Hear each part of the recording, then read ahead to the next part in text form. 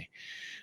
ਅਗਲੀ ਜਿਹੜੀ ਹਰਜੋਤ ਸਿੰਘ ਦੀ ਗੱਲ ਕਰਦੇ ਜਾਈਏ, ਜਿਹੜੇ ਕੈਥੋਲਿਕ ਆ, ਕ੍ਰਿਸਚੀਅਨਸ ਆ, ਉਹਨਾਂ ਦਾ ਜਿਹੜਾ ਇਸ ਟਾਈਮ ਪੋਪ ਹੈਗੇ ਆ, ਪੋਪ ਫ੍ਰਾਂਸਿਸ, ਉਹ ਕੈਨੇਡਾ ਦੇ ਜਿਹੜੇ ਮੂਲ ਨਿਵਾਸੀਆਂ ਨੂੰ ਜਿਹੜੇ ਉਹ ਮਿਲਣਗੇ ਤੇ ਕਹਿੰਦੇ ਵੀ ਉਹ ਮਾਫੀ ਮੰਗਣ ਜਾ ਰਹੇ ਆ ਇਤਿਹਾਸਿਕ ਤੌਰ ਦੇ ਉੱਤੇ ਜਿਹੜੇ ਸਕੂਲਾਂ ਦੇ ਦੁਆਰਾ, ਕ੍ਰਿਸਚੀਅਨ ਸਕੂਲਾਂ ਦੇ ਦੁਆਰਾ ਜਿਹੜੇ ਅਬਿਊਜ਼ ਕੀਤੇ ਗਏ ਸੀ ਕੈਨੇਡਾ ਦੇ ਵਿੱਚ।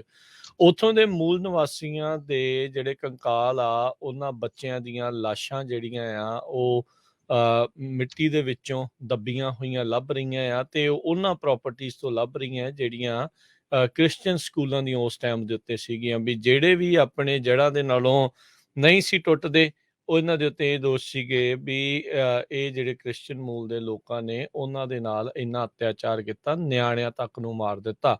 ਉਹਨਾਂ ਦਾ ਕਲਚਰ, ਸੱਭਿਆਚਾਰ, ਉਹਨਾਂ ਦੀਆਂ ਭਾਸ਼ਾਵਾਂ, ਉਹਨਾਂ ਨੂੰ ਤਾਂ ਉਹਨਾਂ ਨੂੰ ਖਾਧਾ ਹੀ ਖਾਧਾ, ਨਾਲ ਬੱਚਿਆਂ ਨੂੰ ਵੀ ਉਹਨਾਂ ਨੇ ਮਾਰ ਮੁਕਾਇਆ ਆ। ਹਜ਼ਾਰਾਂ ਹੀ ਜਿਹੜੇ ਮੂਲ ਨਿਵਾਸੀ ਆ, ਉਹ ਅੱਜ ਜਿਹੜੇ ਸੋਮਵਾਰ ਆ, ਅਲਬਰਟਾ ਦੇ ਪ੍ਰੇਰੀ ਕਮਿਊਨਿਟੀ ਜਿਹੜੀ ਆ, ਮੈਸਕਾਵਿਸ ਜਿਹੜੇ ਆ, ਉੱਥੇ ਇਕੱਠੇ ਹੋਏ ਤੇ ਉੱਥੇ ਉਹਨਾਂ ਨੇ ਕਹਿੰਦੇ ਵੀ ਬੜੇ ਚਿਰ ਦਾ ਇੰਤਜ਼ਾਰ ਸੀਗਾ ਵੀ ਪੋਪ ਫ੍ਰਾਂਸਿਸ ਜਿਹੜੀ ਉਹ ਮਾਫੀ, ਕੱਲੇ ਪੋਪ ਫ੍ਰਾਂਸਿਸ ਨਹੀਂ, ਕ੍ਰਿਸਚਨਾਂ ਦੇ ਵਿੱਚੋਂ ਕੋਈ ਉਹਨਾਂ ਦਾ ਮੇਨ ਬੰਦਾ ਆ, ਉਹ ਮਾਫੀ ਮੰਗੇਗਾ।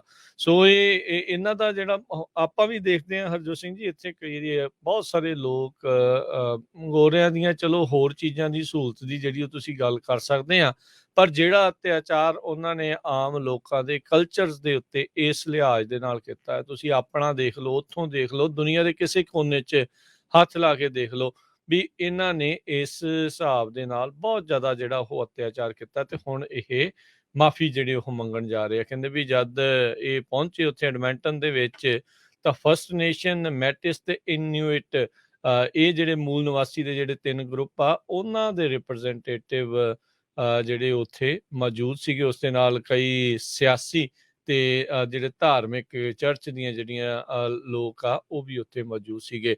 1919ਵੀਂ ਜਿਹੜੀ ਸ਼ਤਾਬਦੀ ਦੇ ਵਿੱਚ 1970 ਤੱਕ ਜਿਹੜੇ ਕ੍ਰਿਸਚੀਅਨ ਸਕੂਲ ਜਿਹੜੇ ਉਹ ਚੱਲਦੇ ਰਹੇ ਆ, ਤੇ ਇਹ ਕਥਿਤ ਤੌਰ ਦੇ ਉੱਤੇ ਦਾਅਵਾ ਆ ਵੀ 1.5 ਲੱਖ ਤੋਂ ਵੱਧ ਮੂਲ ਨਿਵਾਸੀਆਂ ਦੇ ਬੱਚਿਆਂ ਨੂੰ ਤੇ ਉਹਨਾਂ ਦੇ ਪਰਿਵਾਰਾਂ ਤੋਂ ਖੋਹ ਕੇ ਧੱਕੇ ਦੇ ਨਾਲ ਸਕੂਲ ਦੇ ਵਿੱਚ ਵਾੜਿਆ ਤੇ ਉਹਨਾਂ ਨੂੰ ਆਈਸੋਲੇਟ ਜਿਹੜਾ ਉਹ ਰੱਖਿਆ ਆਪਣੇ ਪੂਰੇ ਕਲਚਰ ਤੋਂ। ਤੇ ਉਹਨਾਂ ਨੂੰ ਫਿਰ ਇੱਕ ਹਿਸਾਬ ਦੇ ਨਾਲ ਉਹਨਾਂ ਚੋਂ ਕਈਆਂ ਨੂੰ ਜਿਹੜਾ ਇਹਨਾਂ ਨੇ ਉੱਥੇ ਆਈਦਰ ਮਾਰ ਮੁਕਾਇਆ ਜਾਂ ਉਹ ਮਰ ਗਏ ਤੇ ਬਾਅਦ ਚ ਉਹਨਾਂ ਨੂੰ ਉੱਥੇ ਦੱਬ ਦਿੱਤਾ ਸੀਗਾ। ਸੋ ਇਹ ਕੈਨੇਡਾ ਕ੍ਰਿਸਚੀਅਨ ਸੁਸਾਇਟੀ ਤੇ ਹੋਰ ਬਹੁਤ ਸਾਰੀਆਂ ਜਿਹੜੀਆਂ ਇੱਦਾਂ ਦੀਆਂ ਜਿਹੜੀਆਂ ਸੰਸਥਾਵਾਂ ਆ, ਜਿਹੜੇ ਖਾਸ ਕਰਕੇ ਉਸ ਟਾਈਮ ਦੇ ਉੱਤੇ ਚਰਚ ਦੇ ਸਕੂਲ ਚੱਲਦੇ ਰਹੇ ਆ, ਉਹਨਾਂ ਤੇ ਦੋਸ਼ ਲੱਗਦੇ ਰਹੇ ਆ।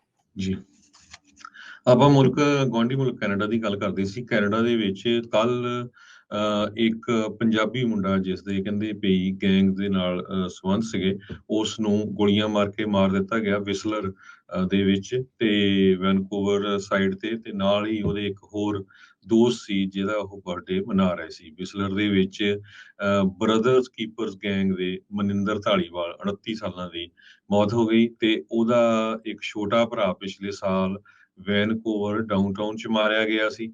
ਤੇ ਉਸ ਟਾਈਮ ਦੇ ਉੱਤੇ ਮਨਿੰਦਰ ਨੇ ਗੋਲੀ ਮਾਰਨ ਵਾਲਾ ਬੰਦਾ ਫੜ ਕੇ ਫੱਟੜ ਕਰਤਾ ਸੀ ਤੇ ਜਿਸ ਨੂੰ ਉਮਰ ਕੈਦ ਹੋ ਚੁੱਕੀ ਆ। ਮਨਿੰਦਰ ਹਰਵ ਦੋਨੋਂ ਹੀ ਐਵਸਪੋਰਟ ਦੇ ਬਰਿੰਦਰ ਧਾਲੀਵਾਲ ਦੇ ਭਰਾ ਆ, ਜਿਨ੍ਹਾਂ ਨੂੰ ਗੈਂਗ ਸੰਸਾਰ 'ਚ ਸ਼ਰੈਕ ਵਜੋਂ ਜਾਣਿਆ ਜਾਂਦਾ ਆ। ਮਨਿੰਦਰ ਤੇ 2019 'ਚ ਵੀ ਹਮਲਾ ਹੋਇਆ ਸੀ ਵੈਨਕੂਵਰ ਦੇ ਲਾਗੇ ਮਿਚਲ ਆਈਲੈਂਡ 'ਚ, ਤੇ ਉਸ ਟਾਈਮ ਉਹ ਬਚ ਗਿਆ ਸੀ। ਸੋ ਕੈਨੇਡਾ ਦੇ ਵਿੱਚ ਵੀ ਪੰਜਾਬੀਆਂ ਦੀ ਮੌਤਾਂ ਬਹੁਤ ਜ਼ਿਆਦਾ ਗੈਂਗ ਵਾਇਲੈਂਸ ਦੇ ਨਾਲ ਹੋਈਆਂ। ਅੱਜ ਵੀ ਖਬਰ ਆ ਰਹੀ ਆ ਵੀ ਉੱਥੇ ਗਲੈਂਗਲੀ ਸ਼ਹਿਰ ਆ, ਸਵੇਰੇ ਉੱਥੇ ਕਾਫੀ ਜਗ੍ਹਾ ਦੇ ਉੱਤੇ ਗੋਲੀਆਂ ਚੱਲੀਆਂ ਹੈਗੀਆਂ। ਸੋ ਇਦਾਂ ਦੇ ਹਾਲਾਤ ਜਿਹੜੇ ਹਰਜੋਤ ਸਿੰਘ ਜੀ ਮਾੜੇ ਆ।